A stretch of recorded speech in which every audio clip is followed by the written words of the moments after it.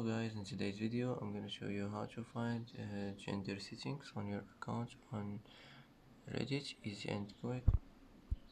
First click on your profile, now click settings, and now click account settings.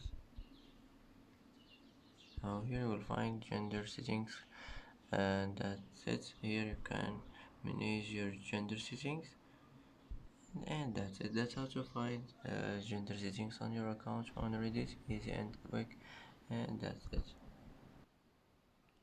And that's it for today's video. If you like this video, don't forget to like and don't forget to subscribe.